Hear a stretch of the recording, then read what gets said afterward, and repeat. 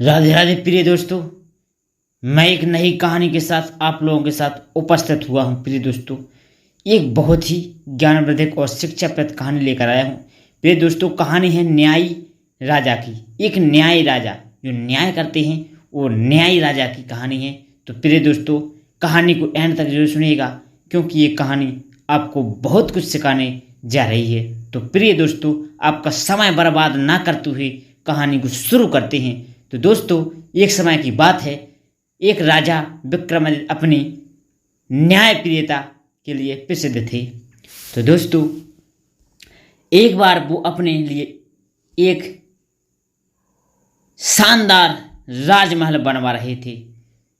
राजमहल का नक्शा तैयार हो चुका था, पर एक समस्या आड़े आ रही थी।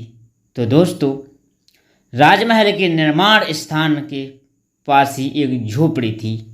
तो दोस्तों, इस झोपड़ी के कारण राजमहल की शोभा नष्ट हो रही थी। तब दोस्तों, राजा ने झोपड़ी के मालिक को बुलवाया।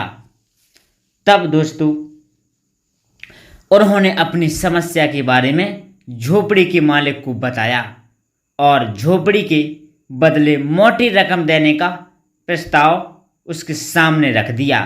तो दोस्तों, पर झोपड़ी का मालिक बहुत अड़ल था। उसने राजा से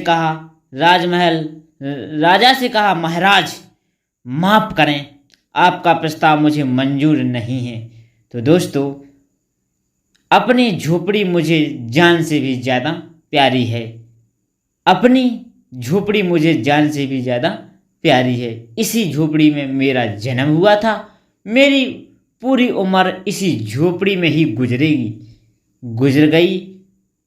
मैं अपनी इसी झोपड़ी में मरना चाहता हूँ। तो दोस्तों, राजा ने सोचा, इस गरीब के साथ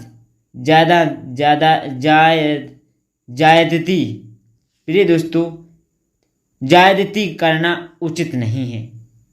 उसने अपने मंत्री से कहा, कोई हर्ज नहीं, इस झोपड़ी को यूं ही रहने दो। जब लोग इस शानदार महल को देखेंगे तो वो मेरे सौंदर्य बोध की सराहना अवश्य करेंगे।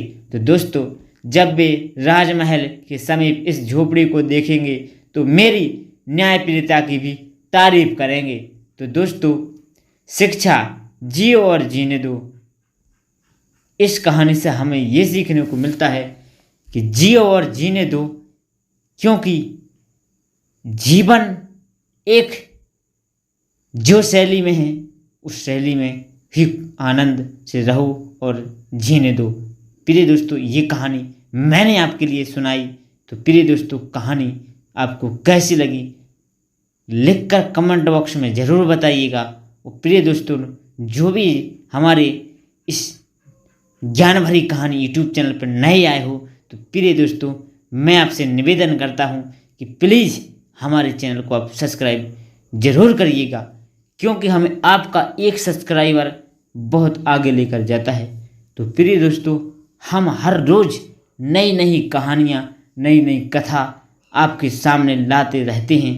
तो दोस्तों, कृपया हमारे चैनल को आप सपोर्ट ज़रूर करिएगा और किसी नई कहानी के साथ फिर उपस्थित होंगे। प्रिय दोस्तों, तब तक के लिए हमें इजाज़त दीजिए और आप लोगों को मेरी तरफ से तब तक के लिए जय जय श्री राम, जय जय श्री राम।